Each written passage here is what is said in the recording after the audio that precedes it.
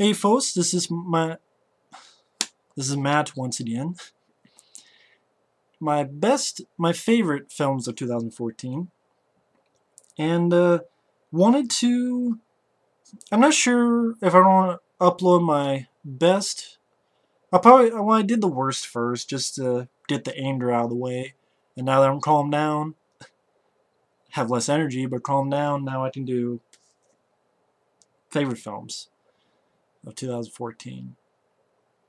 And I would say there are a lot more films I hated this year. This year was terrible. Super Chuds, There's been almost 3, Robocop, Trainee 4. I mean, I really like Kim Smith and then bullshit. I really like Stallone, those old guys, bullshit. I really love Ninja Turtles and then bullshit. A lot of bullshit. Canon Films, bullshit documentary. Turtles, bullshit documentary. Then the films I like. I have a top 15, which is did a podcast with my friend Mike. But there are some I want to mention that I did enjoy. I did enjoy The Purge Anarchy. That was a sequel I thought was better than the first film. Much better, and it surprised me. I thought Frank Grillo was pretty good. I like that it wasn't just a home invasion movie, that they went out on the streets. A little bit more of an action movie. Judgment Night did it better. Has some, the film has some piss poor CG, blood, squib things, and the action could have been filmed a lot better. But overall, I liked it. And Frank Grillo, hey, they need a new Punisher. Frank Grillo could fit the bill.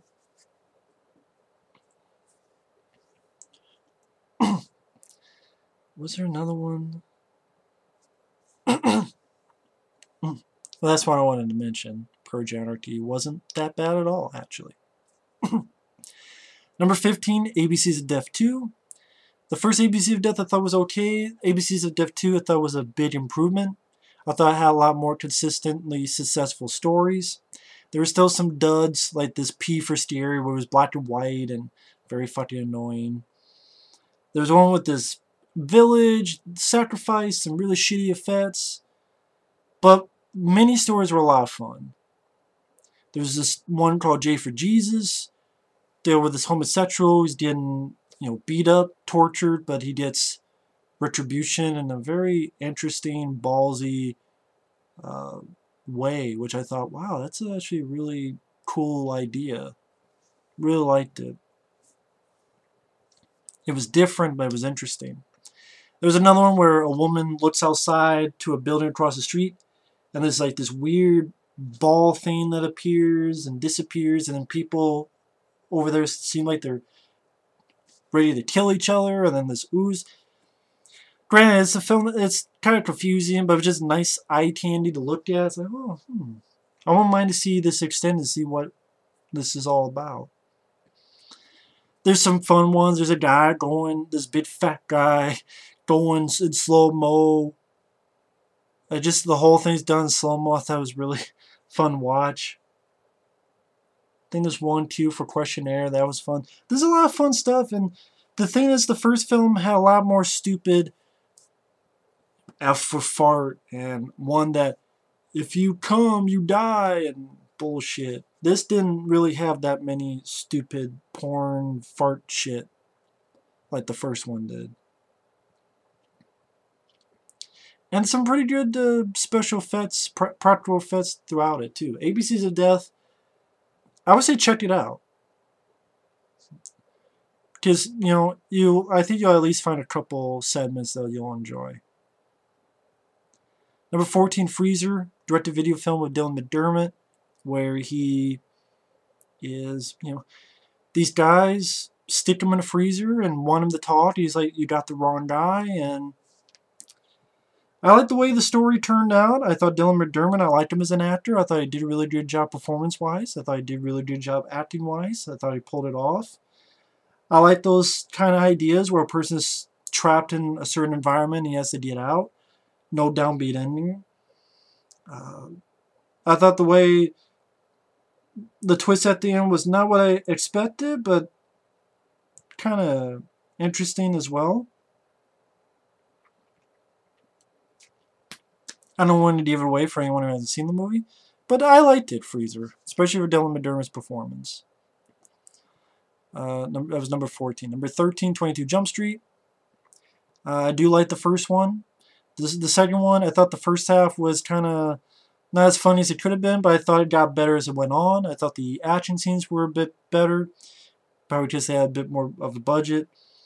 The girl that's trying to fight with Jonah Hill, who's kind of the villain of the film, I thought she was pretty funny. I thought the ending with the helicopter and the grenade in the pants, that was pretty funny. I just, Jonah Hill and Channing Tatum, I think they work well together, and the trailer didn't sell me, but seeing the film, I had a lot of fun, and the end credits were fucking hilarious with all the sequels that they'll make, and like 22, 20, like 23, 24, 25. If you've seen the end credits, you know what I mean. It's hilarious for me. So really enjoyed 22 Jump Street. Number 12, Cold in July. Loved the fact that it took place in 1989. Loved the period it was set and the way it was filmed. That was well directed. The acting I thought was great. Michael C. Hall, Sam Shepard, Don Johnson. I think it's Don Johnson's best role since Dead Bang. I really enjoyed the score. John Carpenter type of score. Love that.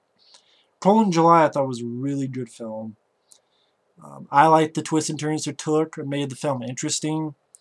I know a good friend of mine said that after the twists and turns it's not rewatchable.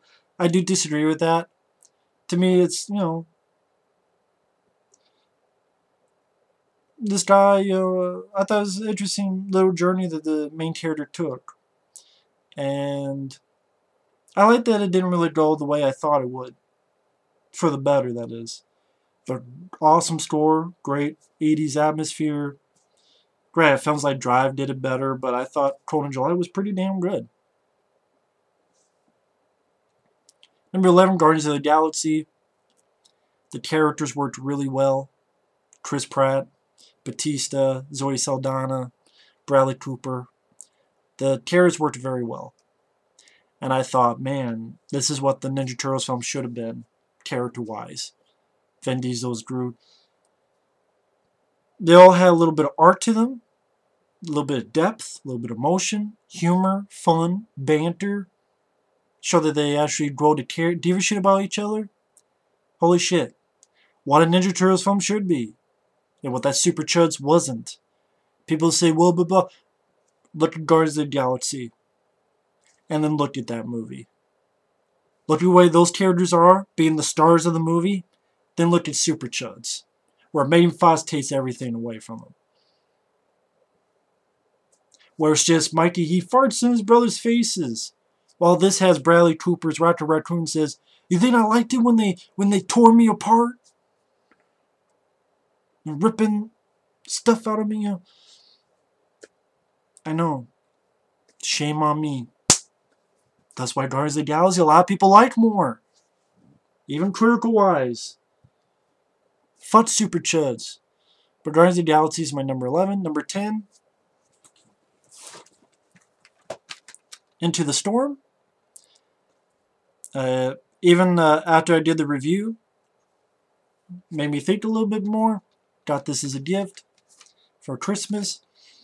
Really enjoyed it. Enjoyed it more the second time. Really enjoyed this film. Fun popcorn movie. Special effects, action. Not as good as Twister, but fun popcorn movie with a lot of action, a lot of cool tornado stuff in it. Nice to see another tornado movie after almost 20 years since Twister. Not as good as Twister. The characters in Twister are much better. But I thought Into the Storm, it's a fun popcorn movie. 80-some minute popcorn movie. Number 9, Captain America the Winter Soldier. Another one I got for Christmas. I thought Chris Evans did a great job. Thought the plot was actually pretty interesting. Kind of like a Bourne type of movie, but superhero. I would say it's one of the best Marvel films that have come out. The plot kept me interested. The action scenes were well done. The fight scenes were cool. Captain America kicked a lot of ass, was a badass. I wasn't the biggest fan of the first Captain America film, but this definitely surprised me. I mean, from the people who brought you, me, and Dupree to do this movie is shocking. Fucking shocking. Maybe because they didn't have Michael Bay producing and shit, so they could actually make a good movie. Lo and behold. But yeah, Captain America just very kept the movie. And again, I like that Captain America. Well, I was saying about the first movie, I like that he's in modern time, but he's kind of a fish out of water and makes the character a bit more appealing to me. Really like that film. Number 8, Brick Mansions. I know it's a remake that I saw the remake first before the original. District B13. So yeah, there's a lot of similar stuff between the two, but I still like this movie more. I like Paul Walker. I like the little tweaks, little differences that they made. Like the guy jumps and there's an explosion behind him. Or when the two are going towards each other and they both grab a brick and throw at the one that they're looking at. And I thought it was a fast-paced, entertaining action film. Fun movie. Paul Walker's really missed the guy. I could deal with the RZA in this, but it wouldn't be my first or second or third choice. But Paul Walker and David Bell, I thought, did fine. I thought the action scenes were fun and entertaining. I would rather watch this than the original. I'm sorry. I would rather watch this. I like the cast more. I thought it went at a better pace, and I like the tweets they did on this more than and some of the sequences more than the original.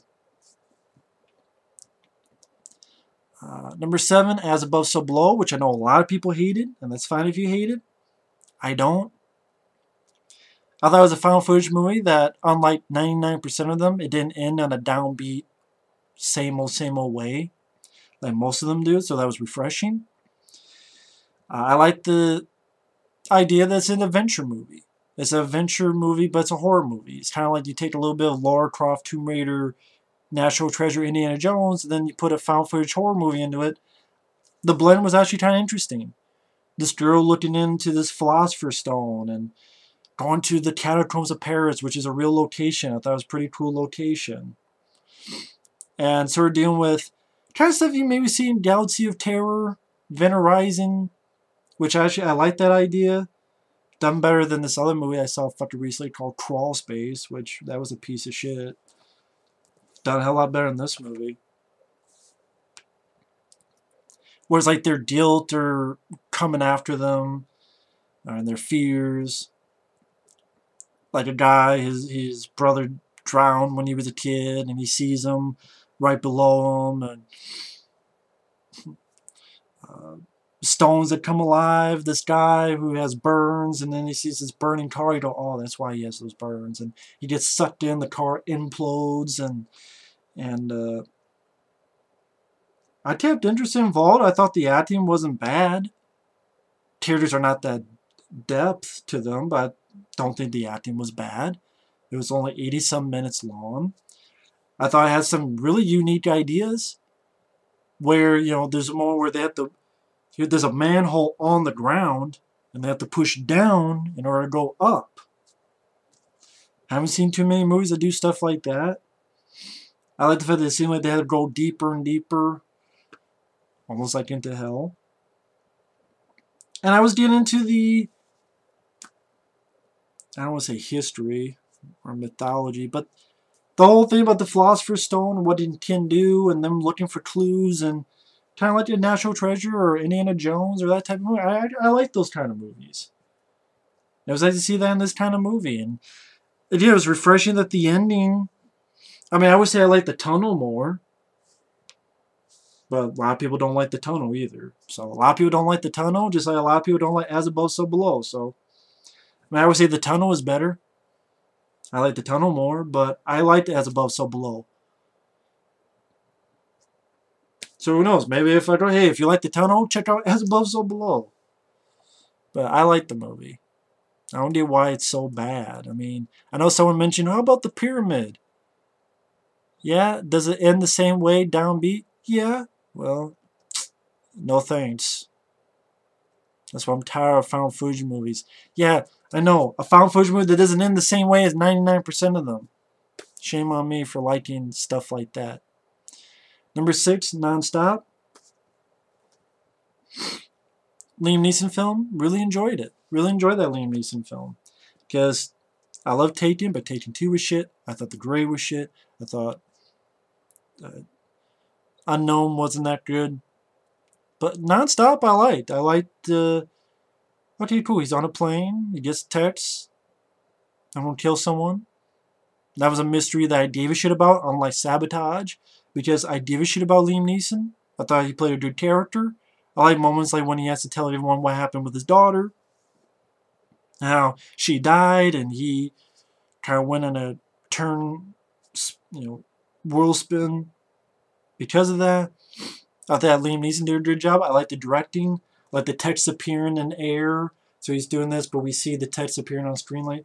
I like the way it was directed. I like the way it was filmed. It kept me going. I knew it wasn't going to be much of an action film because it's on a plane. How much action you don't have on a fucking plane? Even Passenger 57 doesn't have that much action.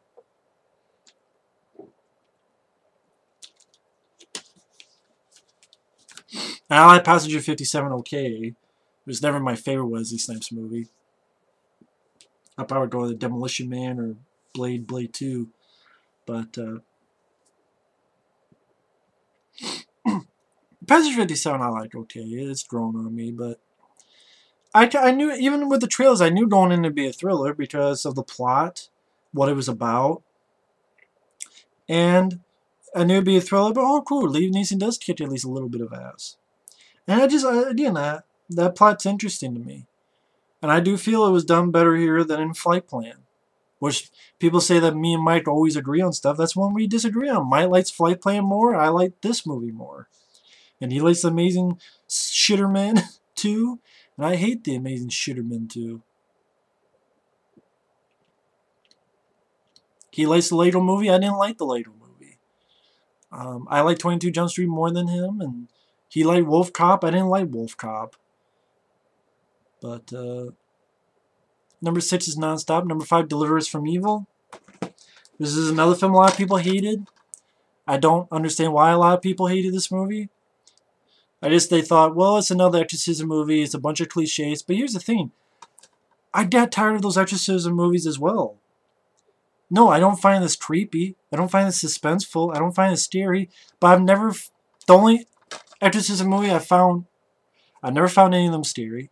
The only one I found creepy or atmospheric was Exorcist 3. All those other ones, I don't give a shit. Or, Exorcism of Emily Rose, I thought was okay. I wasn't creeped out. And there's so many goddamn exorcism movies. Like, you have pieces of shit like The Last Exorcism, or the fucking Devil Inside My Ass. I'm sorry, I'll take this movie where it's about a cop played by Eric Bana. People say, oh, he has a shitty accent. No, he doesn't. I know a guy from New York, and he's fine with a guy from New York who I know thinks he does a fine New York accent. I'll take his word. And I had no problem. I thought Eric Bana, this is his best role, his best performance. I thought he did a really good job. I liked his character. I liked his little backstory about how this rage filled him with this child killer, and he beat the fuck out until he died. And throughout it, he has this sort of gift, he can feel something. And at times he hears kids' voices and this static. That's because back in the day, before he beat the fuck out of that killer, and the sin of rage, he heard kids. These other kids were playing around, and he heard a cop's walkie-talkie. I like the usage of the music of the Doors. I like the idea of the film that these soldiers who came back from overseas. They would put these symbols, and certain people can be also influenced by them. I thought it was well filmed. I like the fact that you have an exorcism movie that's filmed like the movie Seven. I like that blend. I like that it was a cop. It was a procedural cop movie. So that kept it kind of grounded. Kind of like when I saw The First Power with Lou Diamond-Phillips, that kept it grounded. I put The First Power over this, but I like that aspect. A cop with the supernatural. I love End of Days. which a lot of people hated. I love the first Power, which not many people talk about, and I love this movie. I thought the story was well done by, what was it, Christopher Young. I love that piece of music by Moby at the end. It didn't have a stupid ending like the other director's Sinister, which that got the praise and box office. That was a piece of shit. That just box office praise and sequels, and Ethan Hawke played a fucking asshole who didn't tell his fucking family and then moved to a fucked up place and got his family killed because he was an asshole and a dumbass, but people are okay with that. But a cop who, he's a likable guy, and Edgar Ramirez plays a, I thought he did a good job as the priest. Joe McHale, who I always found him as the funny guy, I thought he actually played a good cop. The partner of Eric Bana had brought levity to it as well. This nice moments of levity. I like some cool stuff. I mean, them finding this fucking cat that's like hanging up like this, like a practical corpse of a cat that's been crucified. Or this oh shit moment where this woman suddenly drops onto Eric Bana's windshield. I thought the exorcism scene was cool at the end. The usage of the Doors music and this blood coming up on the guy's head, and you know, Eric Bana wasn't useless. He actually did help out. I don't see what the big hate for Deliver Us from Evil. I don't understand it. It's cliche. So is every fucking horror movie coming out today. I'm sorry, every horror movie is cliche of something else. I don't care what movie you bring up. I can think of 5 movies that are like it. At least. Ouija? Have you ever seen Witchboard? Annabelle? Oh, Killer Dolls. Yeah, I've never seen that before. Dolly Dearest and shit. Hell, fucking Dead Silence. Yeah, it's an exorcism movie. But I like the cop aspect. I like bringing the cop procedural in New York aspect to that. And I thought Eric Bana did a good job. I didn't see really much noticeable, like, crappy CGI that can... Saw some practical stuff. And the fact it was rated R, which was nice as well. Nice to see an R-rated horror movie. There's a lot of stuff I liked about it. I did a long podcast with my friend Efrey on it. I don't get the hate. And a lot of people hate this movie and this next one. Number 4, Neighbors. Also known as Bad Neighbors and Overseas. I don't get what they hate for it. To me, the writers of this should have written Dumb and Dumber 2. I thought Seth Rogen, he actually played a character who was a little bit more of a grown-up. He wasn't, a little bit of a pot thing in one scene, but he wasn't all about that like a lot of movies. I thought the woman who played his wife, she did a good job. At the end of the day, they're still good parents and this, cute baby that they have. And this frat house that moves Zac Efron surprised shit out of me because his character, he's not always what you think he is. So he's not completely one-dimensional. Dave Franco, I thought he did a good job. I thought this movie was hilarious. The scene where Seth Rogen and Zac Efron talk about Batman, who's the better Batman, and later on there's a fight. Like Michael Keaton, Seth Rogen goes, I'm Batman. He jumps and he hits the fucking fan accidentally. Like the fight that he has with Zac Efron at the end was fun. Made me laugh a lot. Just a lot of fun.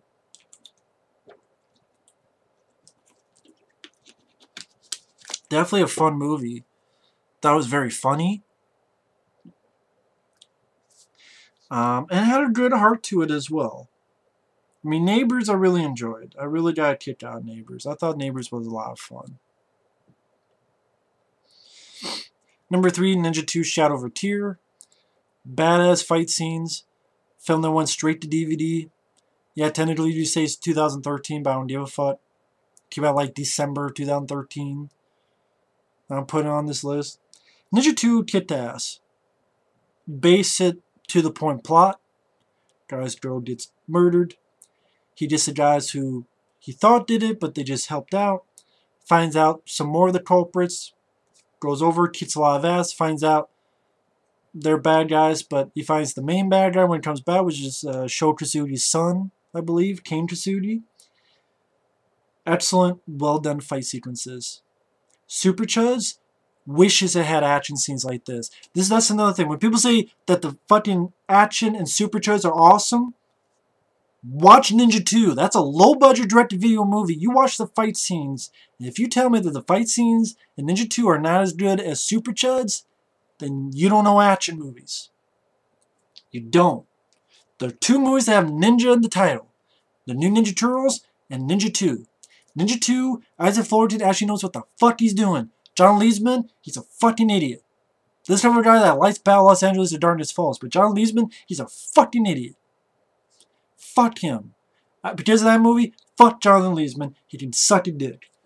But Isaac Florentine, why can't this guy do a big budget movie? Why can't he do a movie that's, actual budget? He can actually shoot a lot of fight scenes. Awesome, kick-ass, well choreographed, camera in one spot fight scenes. Plentiful fight scenes. It's not just one, and then 50 minutes, another, and then at the end, another. No, there's quite a bit of fight scenes in this movie. Well done ones at that. Especially in the second half of the movie. Just, it felt like an 80s movie. Or early 90s movie. Scott Adkins kicking a lot of ass. And not doing too bad of a job acting-wise as well. But great ass kicker. And it was a better movie than the first Ninja, because the first Ninja movie I wasn't a big fan of. I thought it was just okay. Ninja 2 was a big step up. You want to see a badass action movie where your lead character kicks a lot of ass and well done fight scenes? Kick-ass, badass fight scenes. Watch Ninja 2. Number 2, Edge of Tomorrow. Which they did the stupid thing where they put Live, Die, Repeat, Edge of Tomorrow, and then they put like Live, Die, Repeat, and the only way you see the title is at the bottom here. Which is fucking stupid they did that. This should have gotten the box office that Super Chuds did. Or Tranny Ford did. Which goes to show you, shit movies get money, and good movies don't. This is number 2 because I thought this was a damn good movie. Sci-fi, action, mixed with Groundhog's Day. Funnier on purpose than you think it would be. And that alone. Tom Cruise did a great job. I would say this is a great video game movie. It's kind of like having a save state. And it's like, okay, do you go left? Shit, no. Go back to the save state. Do you go right? Emily Blunt, she did a great job. Emily Blunt could kick the shit out of Megan Fox and Super Chuds. Bill Paxton was fun to channel his Sergeant Apone from Aliens and his character in this. Well directed by Doug Liman. Great special effects. Very fun action sequences.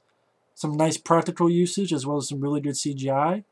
I thought the script was well done. I thought the film was fun, entertaining, kept me interested and involved. I thought, again, it was funnier than I thought it would be.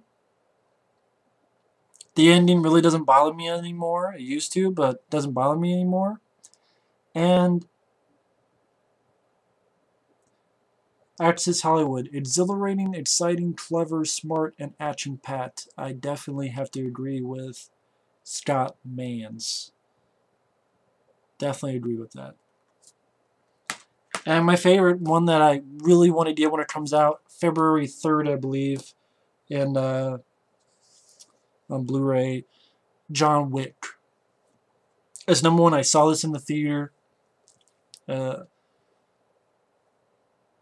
I mention that because I would say it's my number 1, so of course it's the best movie I saw in the theater. The best movie. The best movie I saw in the theater.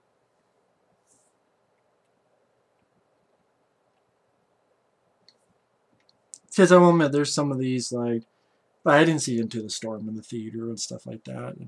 But and some of these were pretty much direct to video, like Cold in July and stuff. I mean, but John Wick, great experience in the theater. Great to see. The reason it's number one, because it does feel like an 80s, early 90s movie. Keanu Reeves kicked ass. John motherfucking Wick. My review was John Wick is badass, and I maintain this is the best action film since Dread. I think I said in the review, I maintain it. I think I said John Wick is. I think I said that it's the best action film since Dread. Maybe I didn't say it. If I did, I should have.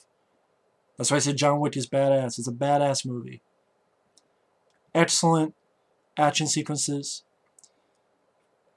I mean, it makes it so that this dog, he has died. And it's not stupid. It's legitimate. Because it was, his wife who died and gave them this puppy as her last gift when she knew she was dying, and these assholes fuck him up and kill it, and you feel, and great supporting cast, John Leguizamo, Willem Dafoe, Ian McShane, David Patrick Kelly. Interesting stuff in the plot, the hotel, that hitman, it's a safe haven, can't have hits in the hotel, paying people with gold coins, fluid action scenes that are not herky-jerky, are not shaky cam, are not edited to hell. Very well done action scenes, badass. Score was pretty decent, music was pretty decent. Keanu Reeves played a great character. People keep saying I'm back. People keep asking if I'm back. Yeah, I think I'm back. And I'm like, yeah, Keanu Reeves is back. And the guy's made a lot of good movies. I mean, yeah, the Bill and Ted movies I enjoy. Speed. The Matrix films I enjoy. Constantine. Street Kings. This movie. I didn't see 47 Ronin, but it looks like a shitty movie. Chain Reaction was there. Point Break, I was never a big Point Break guy. Which I know they're doing a remake of that, which... Fuck remakes. Well, not all remakes, but... John Wick... Very fluid... gun action sequences. A little bit of fisticuffs. Villains were fun. Especially when they were scared of John Wick. John was the guy you get to kill the boogeyman. Just a breath of fresh air. After, Super Chuds and all these movies, That's like, you want to see how you do an action movie, watch John Wick. It's thrilling, it's... What's a word I saw a critic use? Kinetic. That's a good word, kinetic. Kinetic is a good word to describe this movie, kinetic. Energy to it. Thrilling, fun. I know it comes out February 3rd. I really want to get that on Blu-ray. Love that movie. Definitely my favorite of the year, hands down. Keanu Reeves does a great job, great cast, great action, fun bits with the script, some nice bits of humor, levity, and I have no problems with John Wick, because John Wick is badass. So thanks for watching, take care, and we'll see you later. Bye-bye.